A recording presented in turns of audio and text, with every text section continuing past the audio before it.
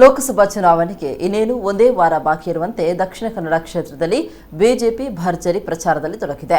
ಮಂಗಳೂರು ತಾಲೂಕಿನ ಕಿನ್ನಿಗೋಳಿ, ಪಕ್ಷಿಕೆರೆ ಪ್ರದೇಶದಲ್ಲಿ ಬಿಜೆಪಿ ಅಭ್ಯರ್ಥಿ ನಳಿನ್ ಕುಮಾರ್ ಬಹಿರಂಗ ಪ್ರಚಾರದಲ್ಲಿ ತೊಡಗಿದ್ದಾರೆ. ಪೇಟೆ ಅಂಗಡಿ, ವ್ಯಾಪಾರ ಕೇಂದ್ರಗಳಿಗೆ ಬಿಜೆಪಿ ಕಾರ್ಯಕರ್ತರ ಜೊತೆ ತೆರಳಿ ಪ್ರಚಾರ ಅಭಿಯಾನ ನಡೆಸಿದ್ದಾರೆ. ಕಿನ್ನಿಗೋಳಿ ಪೇಟೆಯಲ್ಲಿ ನೂರಾರು ಸಂಖ್ಯೆಯಲ್ಲಿ ಕಾರ್ಯಕರ್ತರು ಮೋದಿ ಪೇಟ ತೊಟ್ಟುಕೊಂಡು ಜಾಥಾ ನಡೆಸಿದ್ದಾರೆ. ಕರಾವಳಿ ಕೇಸರಿ ಪಡೆಯ ಶಕ್ತಿ ಕೇಂದ್ರವಾದರೂ ಕೇಸರಿ ಅಭಿಯಾನ ಹೆಚ್ಚು ಕಾಣಿಸಿಕೊಂಡಿರಲಿಲ್ಲ.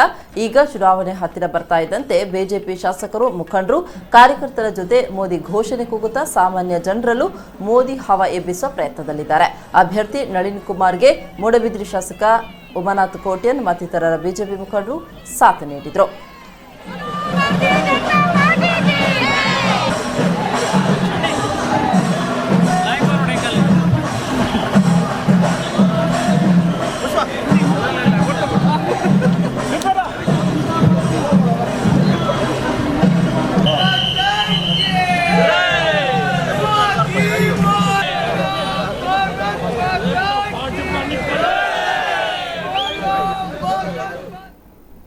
ವಿಶೇಷವಾಗಿ ದಕ್ಷಿಣ ಕನ್ನಡ ಜಿಲ್ಲಾ ಲೋಕಸಭೆ ಇವತ್ತು ಮೂರು ಸುತ್ತಿನ ಜಿಲ್ಲೆಯ ಪ್ರವಾಸವನ್ನು ಮಾಡಿ ಬಂದೆ.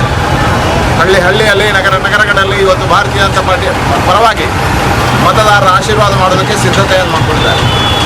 ಸಂಪೂರ್ಣವಾಗಿ ಜನ ಬೆಂಬಲ ಇವತ್ತು ಭಾರತೀಯ ಜನತಾ ಪಾರ್ಟಿಗೆ ಪರವಾಗಿದೆ.